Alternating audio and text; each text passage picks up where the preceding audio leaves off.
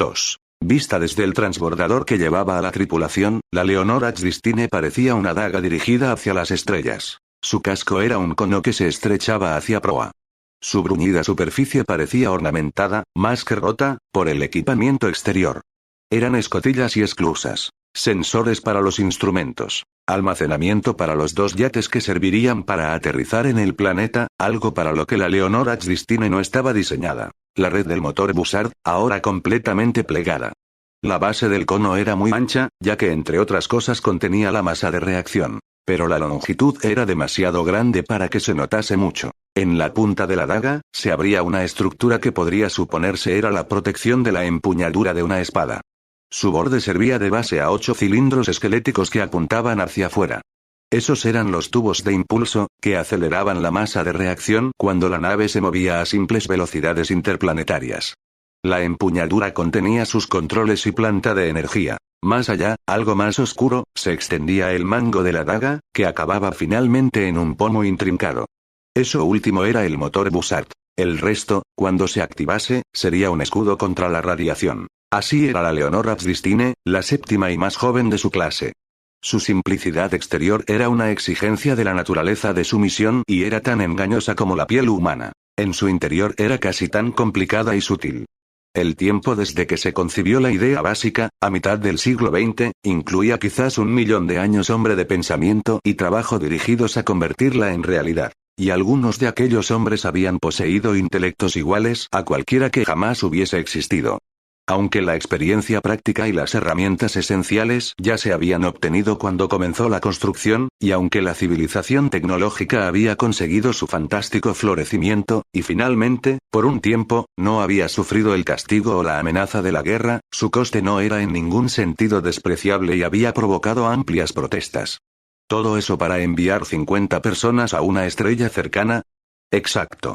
Ese es el tamaño del universo. Surgía a sus espaldas, a su alrededor, donde giraba alrededor de la Tierra. Mirando en sentido opuesto al Sol y los planetas, veías una oscuridad cristalina mucho mayor que lo que te atrevías a comprender. No parecía totalmente negra. Hay reflexiones de luz en tus ojos, si no en otro sitio. Pero era la noche definitiva, esa que nuestro amable cielo reserva para nosotros. Las estrellas la atestaban, sin parpadear, con un brillo de una frialdad invernal. Aquellas suficientemente luminosas para verse desde el suelo mostraban sus colores con claridad en el espacio. Vega de un azul metálico, Capella dorada, Betelgeuse ámbar. Y si no estabas acostumbrado, los miembros menores de la galaxia que se habían hecho visibles eran tantos que amenazaban con ahogar las constelaciones familiares. La noche era un desorden de estrellas. Y la Vía Láctea cruzaba el cielo con hielo y plata. Y las nubes de Magallanes no eran destellos vagos sino agitados y brillantes. Y la galaxia de Andrómeda resplandecía nítida por más de 1 millón de años. Y sentías que tu alma se ahogaba en aquellas profundidades y presuroso retirabas la vista a la cómoda cabina que te contenía. Ingrid Lindgren entró en el puente, cogió un agarre y se puso firme en el aire. Presentándose, capitán anunció formalmente. Lars Telander se volvió para saludarla. En caída libre, su figura demacrada y torpe se hacía agradable de ver, como un pez en el agua o un halcón en vuelo. De otra forma podría haber sido cualquier otro cincuentón de pelo gris. Ninguno de ellos se había molestado en ponerse las insignias de mando en los monos, que eran el atuendo de trabajo estándar a bordo. Buenos días, dijo. Espero que haya tenido un agradable permiso. Sí, muy bien. El color le subió a las mejillas. ¿Y usted? Oh, estuvo bien. Me dediqué principalmente a hacer turismo de un extremo al otro de la Tierra. Me sorprendió lo mucho que no había visto antes. Lindgren lo miró con algo de compasión. Flotaba solo al lado del sillón de mando, uno de los 3 que estaban alrededor de las consolas de comunicación y control en medio de la habitación circular. Los medidores, pantallas de datos, indicadores, y otros dispositivos que ocupaban los mamparos, ya parpadeaban, se estremecían y dibujaban líneas, destacando su aislamiento. Hasta la llegada de ella, él no había escuchado nada sino el murmullo de los ventiladores y los infrecuentes chasquidos de un repetidor. ¿No tiene a nadie?, preguntó. Nadie cercano. Los grandes rasgos de Telander se arrugaron en una sonrisa.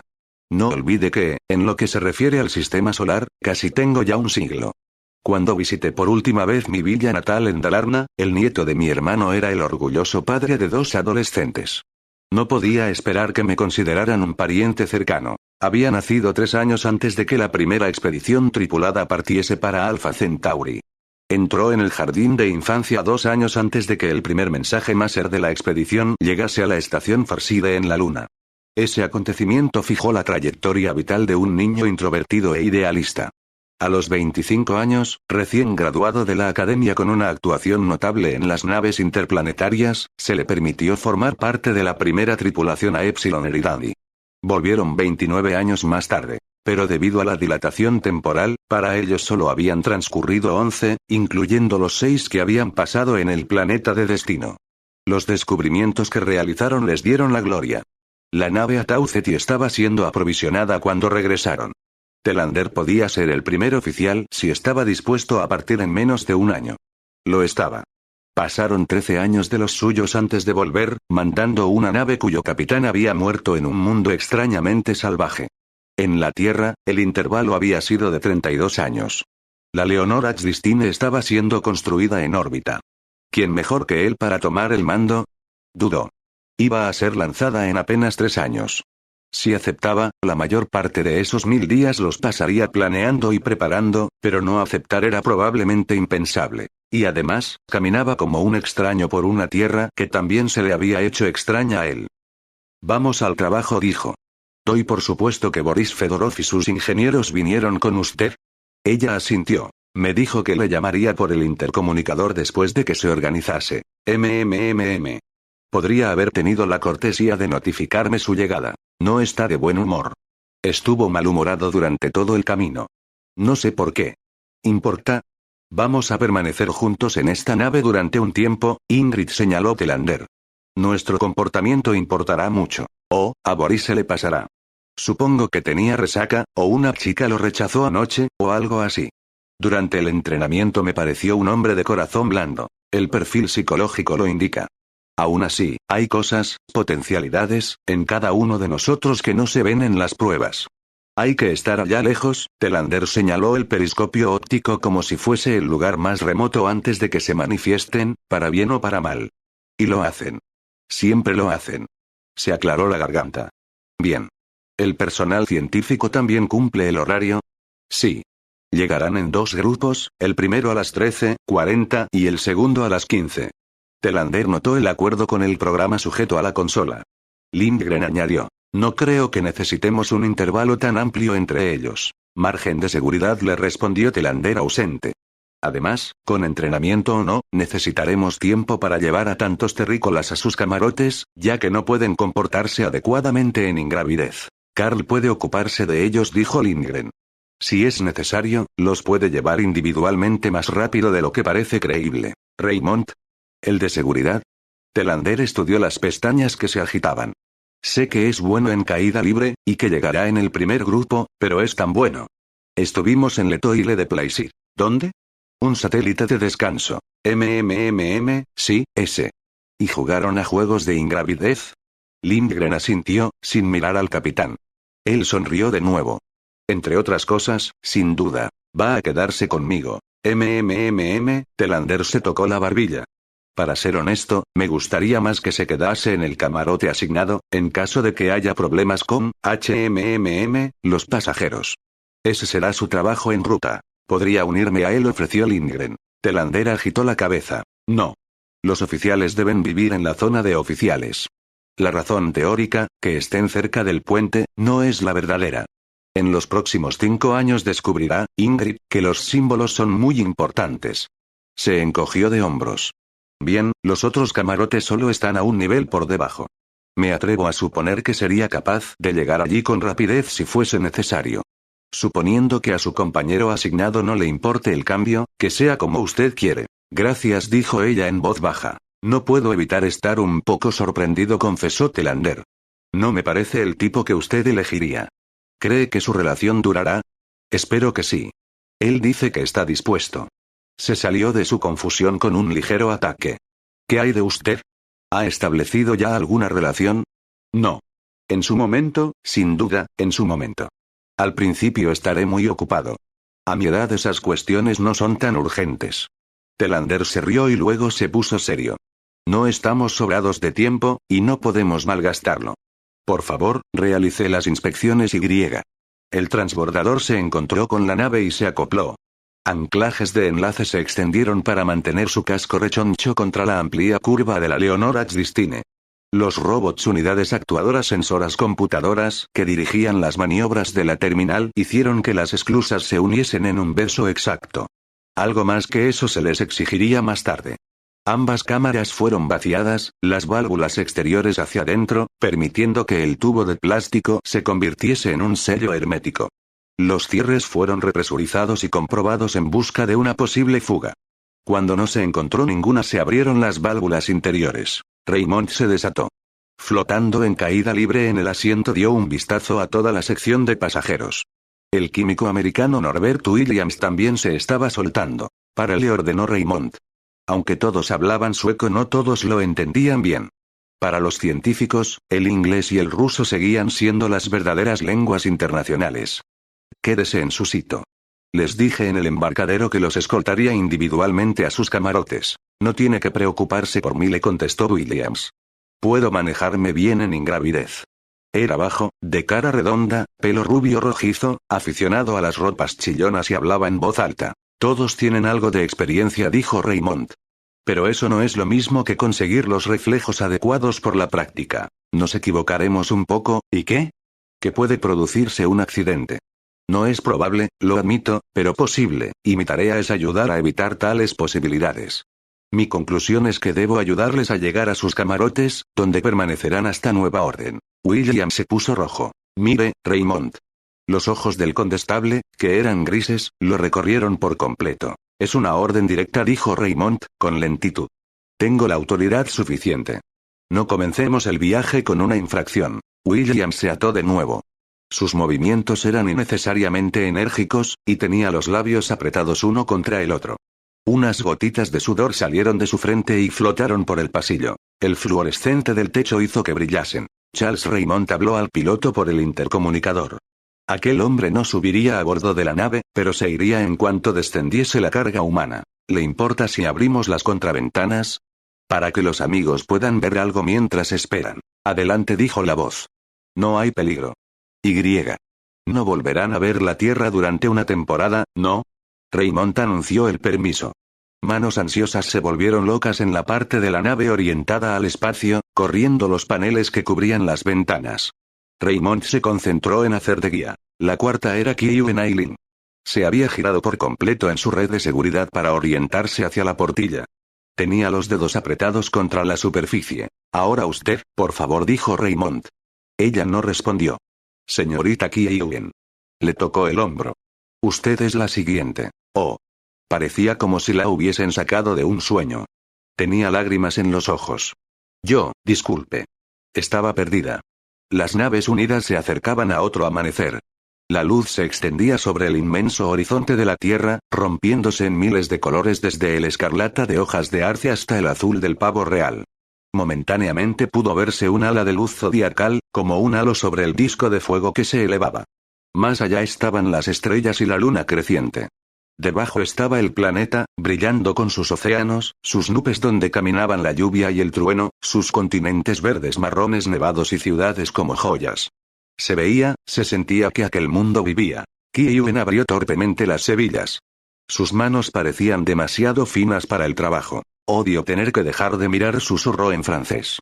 Descansa bien, Jax. Podrá mirar por las pantallas de la nave, una vez que comencemos a acelerar, le dijo Raymond en la misma lengua. La sorpresa de oírle hablar la devolvió a la vida ordinaria. Entonces nos estaremos yendo, dijo, pero con una sonrisa.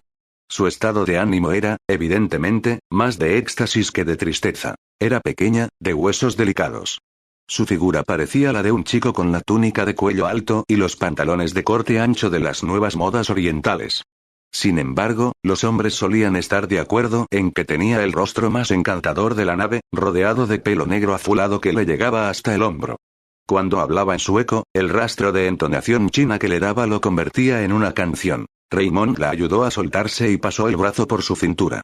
No se molestó en arrastrarse con los zapatos de enlace. En su lugar, puso un pie contra el asiento y voló por el pasillo.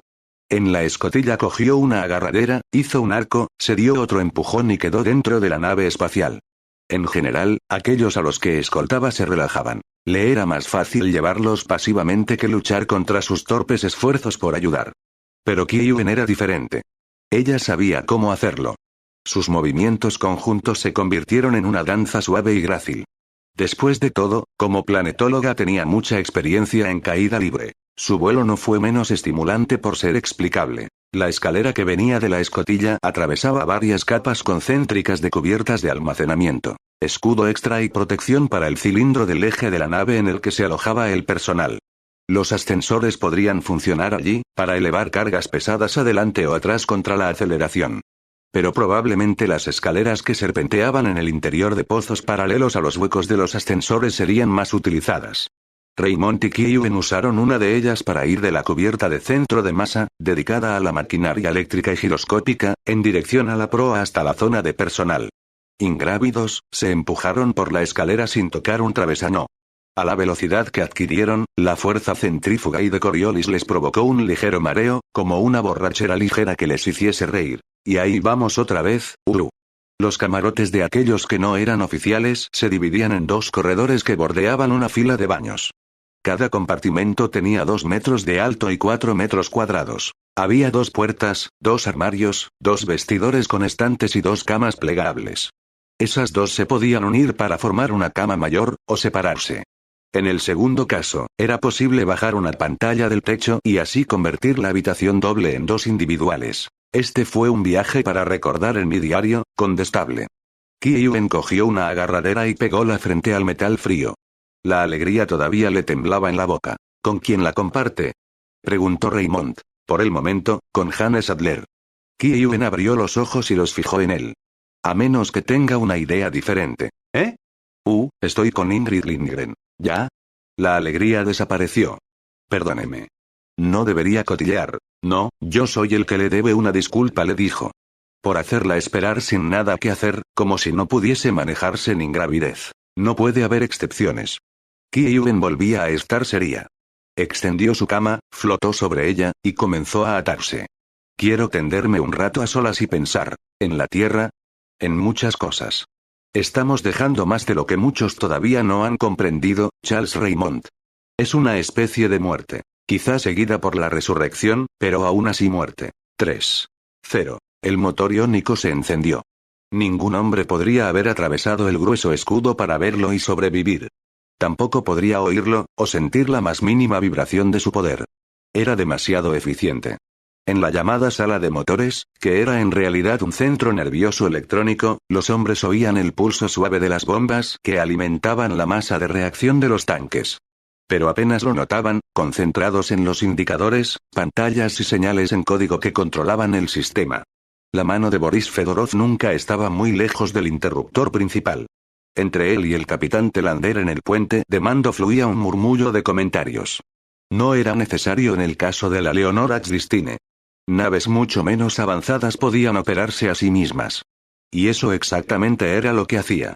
Sus robots internos interconectados trabajaban con mayor velocidad y precisión, incluso con más flexibilidad, dentro de los límites de su programación, que cualquier esperanza de la carne mortal. Pero vigilar era una necesidad humana. En el resto de la nave, la única prueba directa de movimiento que tuvieron aquellos que yacían en los camarotes fue el regreso a la gravedad. No era mucho, menos de 1/10 de G, pero les daba un arriba y abajo, cosa que agradecían sus cuerpos. Se soltaron de las camas. Raymond hizo un anuncio por el intercomunicador del salón. Condestable al personal libre. Pueden moverse ad libitum, es decir, hacia adelante. Su tono cambió a sarcástico. Puede que recuerden que al mediodía de Greenwich se emitirá una ceremonia de adiós, con bendición y todo. La pondremos en la pantalla del gimnasio para aquellos que quieran verla. La masa de reacción entró en la cámara de ignición. Los generadores termonucleares encendieron los furibundos arcos electrónicos que convertían esos átomos en iones. Los campos magnéticos que separaban las partículas positivas y negativas. Las fuerzas que los enfocaban en rayos. Los pulsos que los impulsaban cada vez a mayor velocidad a medida que corrían por los anillos de los tubos de empuje, hasta que surgían apenas a menos velocidad que la misma luz. Su impulso era invisible. No había energía para malgastar en llamas. En su lugar, todo lo que las leyes de la física permitían se empleaba en empujar a la Leonora Axdistine hacia adelante. Una nave de su tamaño no podía acelerar por ese método como si fuese un crucero de vigilancia.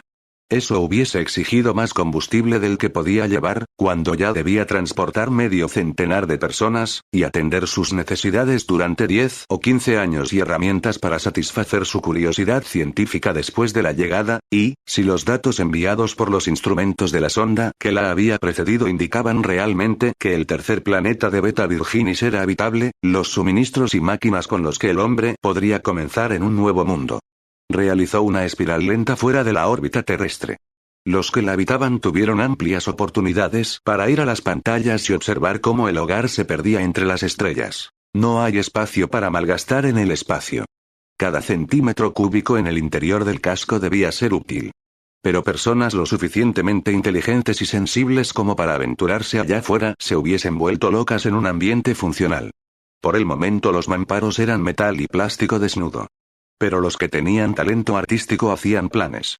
Raymond vio a Emma Glassgold, bióloga molecular, en un comedor, dibujando un mural que representaría un bosque alrededor de un lago iluminado por el sol. Desde el comienzo, las secciones residenciales y de recreo estaban cubiertas por un material verde y elástico como la hierba.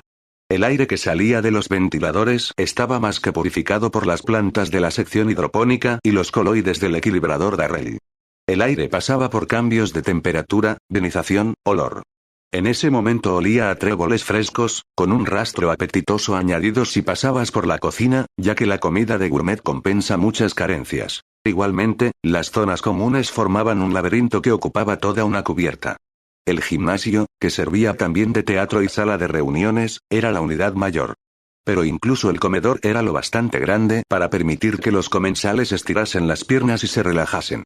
Cerca había talleres para hobbies, cuartos para juegos sedentarios, una piscina, pequeños jardines y emparrados.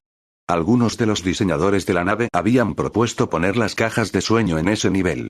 Debía recordarse a la gente que fuese allí que debían conformarse con fantasmagóricos sustitutos de la realidad que habían dejado atrás. Pero el proceso era en cierta forma un entretenimiento. Ponerlas en la enfermería podía ser desagradable, y esa era la única alternativa. No había necesidad inmediata para esos aparatos. El viaje apenas había comenzado. Una alegría ligeramente histérica llenaba la atmósfera. Los hombres armaban escándalo, las mujeres hablaban, las risas eran desmesuradas a la hora de la comida y los frecuentes bailes eran ocasiones para flirtear. Raymond contempló un partido de balonmano. A baja gravedad, cuando de hecho se puede caminar por una pared, la acción se hacía espectacular. Siguió hasta la piscina. Estaba situada en un hueco fuera del corredor principal y podía contener a varias personas sin apretujones. Pero a aquella hora, 21, nadie la usaba. Jane Sadler estaba en el borde, con el ceño fruncido. Era canadiense, una biotécnica del Departamento de Ciclos Orgánicos. Físicamente era una rubia alta, con rasgos ordinarios, pero el resto se apreciaba con gran facilidad en pantalones cortos y camiseta. ¿Problemas?, preguntó Raymond. Oh, hola, condestable, respondió en inglés. Nada malo, excepto que no puedo imaginar la mejor forma de decorar esto. Se supone que debo presentar algunas recomendaciones al comité. ¿No tenían planeado un efecto de baño romano? Sin embargo, eso es muy amplio. ¿Ninfas y sátiros, o álamos, o templos, o qué? Rió. A la mierda. Propondré en ellas si no queda bien, siempre podremos hacer algo encima, hasta que se nos acabe la pintura. Nos dará algo más en que entretenernos. ¿Quién puede aguantar 5 años, y 5 más si tenemos que regresar, solo en hobbies? Dijo Raymond lentamente. Sadler rió de nuevo. Nadie. No se preocupe. Todos los de a bordo tienen un programa completo de trabajo ya preparado, ya sea la investigación teórica, escribir la gran novela de la era espacial o enseñar griego a cambio de cálculo tensorial. Por supuesto. He visto las propuestas. ¿Son adecuadas? Condestable, relájese. Las otras expediciones lo consiguieron, más o menos cuerdas. ¿Por qué no nosotros? Dese un baño. Su sonrisa se hizo más amplia. Y ya que está, mójese la cabeza. Raymond imitó una sonrisa, se quitó la ropa y la colgó de una percha. Ella silbó. «Hey», dijo. No le había visto antes en nada más pequeño que un mono. Esa es una buena colección de tríceps, bíceps y demás. ¿Calistenia? En mi trabajo, mejor me mantengo en forma, respondió incómodo. En algún turno libre que no tenga nada que hacer, propuso ella, venga por mi camarote y ejercíteme a mí. Me gustaría, dijo él mirándola de arriba a abajo, pero por el momento Ingrid y yo. Sí, por supuesto. Bromeaba, más o menos. Parece que pronto yo también tendré una relación estable. ¿Sí? ¿Quién? Si puede saberse. Elof Nilsson. Levantó una mano. No, no lo diga. No es exactamente Adonis. Sus modales no siempre son los más delicados. Pero tiene un cerebro maravilloso, creo que el mejor de la nave. No te cansas de escucharle. Apartó la vista. También se siente muy solo. Raymond se quedó quieto durante un momento. Y usted es una buena persona, Jane dijo. Ingrid va a encontrarse conmigo aquí. ¿Por qué no se une a nosotros? Ella inclinó la cabeza. Cáspita, tiene un ser humano escondido bajo ese policía. No se preocupe, no divulgaré su secreto. Y tampoco me quedaré. La intimidad es difícil de conseguir. Úsenla mientras la tengan. Se despidió con la mano y se fue. Raymond desvió la mirada de ella al agua. Así estaba cuando llegó Lindgren. Lo siento, llego tarde, dijo. Una transmisión de Luna. Otra pregunta idiota sobre si todo iba bien. Vaya, si me alegraré cuando estemos en el espacio profundo. Lo besó. Él apenas respondió. Ella se echó atrás, con la cara preocupada. ¿Qué pasa, cariño? ¿Crees que soy demasiado serio? Dijo bruscamente. Ella no respondió al instante. El fluorescente se reflejaba en su pelo rojizo, el aire del ventilador lo enredó un poco. El ruido del juego de pelota llegaba desde la entrada. Finalmente, ¿por qué lo preguntas? Un comentario. Bien intencionado, pero un ligero golpe de todas formas. Lindgren frunció el ceño. Ya te lo he dicho antes, has sido más duro de lo que a mí me gustaría las pocas veces que alguien se ha pasado de la raya. Nadie a bordo es un tonto, un farsante o un saboteador. No debía haberle dicho a Norbert Williams que se callase el otro día, cuando empezó a atacar a Suecia durante la comida. Cosas así pueden tener consecuencias terribles. Puso el puño cerrado sobre la palma de la otra mano. Lo sé, dijo. La disciplina militar no es necesaria, ni siquiera es deseable, todavía. Pero he visto tantas muertes, Ingrid. Llegará el momento en que no sobreviviremos a menos que podamos actuar unidos y saltar cuando nos lo ordenen. Bien, supuestamente en Beta 3, admitió Ingrid Lindgren. Aunque el robot no envió ningún dato que sugiriese vida inteligente. A lo peor, podemos encontrarnos con salvajes armados con lanzas, que probablemente no nos serían hostiles. Pensaba en peligros como tormentas, corrimientos de tierra, enfermedades, Dios sabe que en un mundo que no es la Tierra. O un desastre antes de llegar allí. No estoy convencido de que el hombre moderno lo sepa todo sobre el universo. Hemos tratado este tema muy a menudo. Sí. Es tan viejo como el viaje espacial. Más aún. Pero eso no lo hace menos real. Raymond vaciló buscando las frases. Lo que intento hacer es, no estoy seguro. Esta situación no se parece en nada a cualquier otra a la que me haya enfrentado. Intento, de alguna forma, mantener viva alguna idea de autoridad. Más allá de la simple obediencia a los reglamentos y a los oficiales. Autoridad que tenga derecho a ordenar cualquier cosa, ordenar que un hombre muera si eso es necesario para salvar al resto, miró la sorpresa de ella. No suspiró, no entiendes. No puedes. Tu mundo siempre fue bueno. Es posible que puedas explicármelo si me lo dices de muchas formas diferentes, dijo con suavidad. Y puede que yo sea capaz de aclararte algunas cosas a ti. No será fácil. Nunca te has quitado la armadura, Carl. Pero lo intentaremos, ¿no? Sonrió y le dio una palmada en el muslo. Ahora, sin embargo, idiota, se supone que estamos de descanso. ¿Qué hay del baño? Ella se quitó la ropa. Él la observó mientras se le acercaba. A ella le gustaban los deportes duros para luego descansar bajo una lámpara solar. Era evidente en los senos y caderas firmes, en la cintura delgada, en los miembros flexibles y en un bronceado en el que destacaba su intenso pelo rubio. Bozemoy, eres preciosa. Dijo él en voz baja. Ella hizo una pirueta. A su servicio, amable señor, si puedes cogerme. Dio 4 saltos de baja gravedad hasta el final del trampolín y saltó. Su descenso fue lento como un sueño, una oportunidad para un ballet aéreo. Su entrada en el agua dejó lentas formas ondulantes. Raymond se metió directamente desde un lado de la piscina. Nadar no era muy diferente bajo aquella aceleración. El golpe de los músculos, el fluir frío y aterciopelado del agua, sería igual en el borde de la galaxia e incluso más allá. Ingrid Lindgren había dicho una vez que verdades como aquellas le hacían dudar que algún día sintiese realmente nostalgia. El hogar del hombre era todo el cosmos. Esa noche ella jugaba, zambulléndose, esquivando, escapándose de él una y otra vez. Sus risas se reflejaban en las paredes. Cuando finalmente él la atrapó, ella le abrazó el cuello, puso los labios en su oído y murmuró: «Bien, me cogiste. MMMM». Raymond le besó la zona entre el hombro y la garganta. A pesar del agua olía a mujer. «Cojamos la ropa y vayámonos». Él levantó fácilmente sus 6 kilos con un brazo. Cuando estuvieron solos en la escalera, la acarició con su mano libre. Ella agitó los talones y rió. Sensualista. «Pronto volveremos a estar a un G», le recordó, y comenzó a lanzarse hacia el nivel de oficiales a una velocidad que hubiese roto cuellos en la tierra. Más tarde, ella se alzó sobre un codo y le miró fijamente a los ojos. Había bajado la intensidad de las luces. Las sombras se movían a su espalda, a su alrededor, dándole tonos dorados y ámbar. Con un dedo recorrió su perfil. «Eres un amante maravilloso», Carl murmuró. «Nunca he tenido uno mejor». «Tú también me gustas», dijo él. Un rastro de dolor tocó frente y voz. «Pero esa es la única ocasión en la que realmente te entregas». «¿E incluso entonces lo haces por completo?», dijo ella. «¿Qué más hay que dar?». Su tono se hizo más rudo. «Te he contado cosas que me sucedieron en el pasado. Anécdotas. Episodios. No hay conexiones, no. En la piscina me ofreciste, por primera vez, una imagen de quién eres. La imagen más pequeña posible, y la escondiste inmediatamente.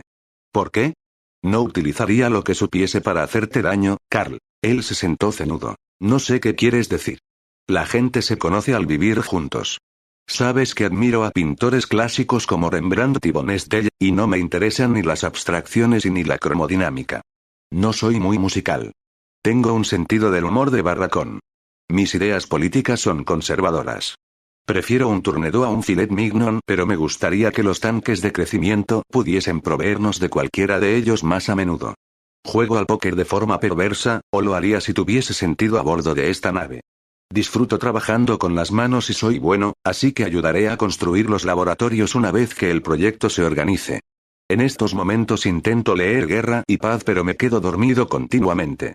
Golpeó el colchón. «¿Qué más quieres saber?». «Todo», contestó ella triste. Señaló toda la habitación. Su armario estaba abierto, mostrando las vanidades inocentes de sus mejores galas.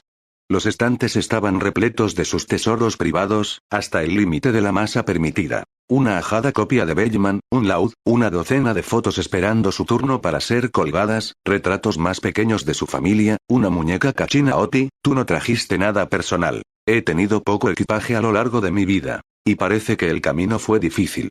Quizás algún día te atrevas a confiar en mí». Se acercó a él. «Ahora no importa, Carl. No quiero acosarte. Te quiero dentro de mí otra vez. ¿Sabes? Esto ha dejado de ser una cuestión de amistad y conveniencia. Me he enamorado de ti». Cuando alcanzaron la velocidad apropiada, en línea recta desde los dominios de la Tierra hacia el signo del zodíaco donde reinaba la Virgen, la Leonora Christine se liberó. Apagados los impulsores, se convirtió en un cometa más. Solo la gravedad actuaba sobre ella, doblando su trayectoria y reduciendo su marcha. Lo habían permitido. Pero el efecto debía mantenerse al mínimo. Las incertidumbres de la navegación interestelar eran demasiado grandes de por sí como para añadir factores extras. Así que la tripulación, los astronautas profesionales, para distinguirlos del personal científico y técnico, trabajaba con un límite de tiempo. Boris Fedorov guió un grupo fuera. Su trabajo era complejo. Se necesitaba habilidad para trabajar en condiciones de gravedad reducida y no agotarse intentando controlar las herramientas y el cuerpo. Aún al mejor hombre podían soltársele sus suelas de agarre de la estructura de la nave. Flotaría entonces, maldiciendo, mareado por las fuerzas de giro, hasta que llegase al final de su línea de rescate y volviese a la nave. La iluminación era pobre. Brillo directo al sol, negro tinta en la sombra rota solo por la iluminación no difusa de las lámparas de los cascos.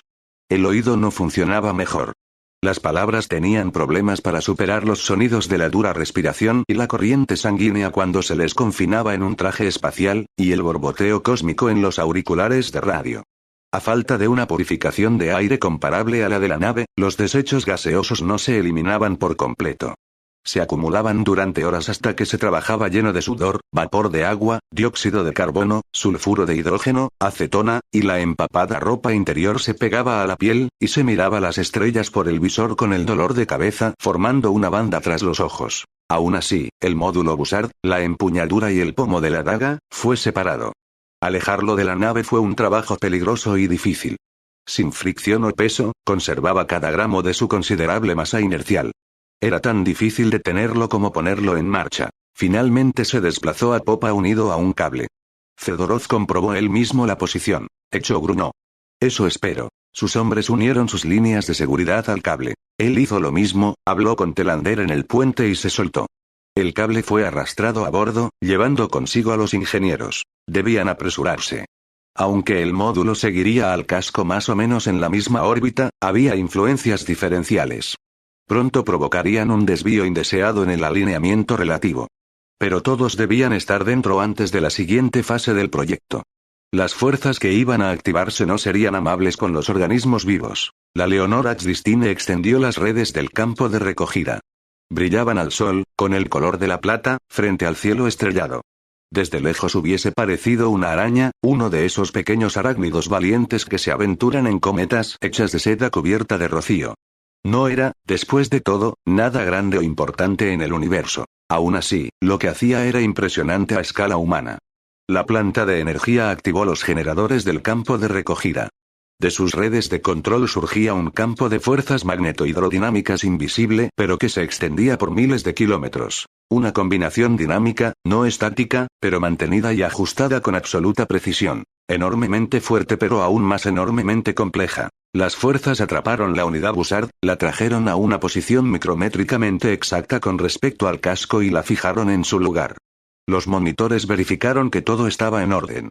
El capitán Telander hizo una última comprobación con la patrulla en Luna, recibió la señal de partida y dio una orden. En ese momento, los robots se hicieron cargo. La baja aceleración del impulso iónico le había dado una modesta velocidad hacia adelante, cuantificable en decenas de kilómetros por segundo. Era suficiente para activar el motor estelar. La potencia disponible se incrementó en varios órdenes de magnitud. A gravedad 1, la Leonora Xdistine comenzó a moverse.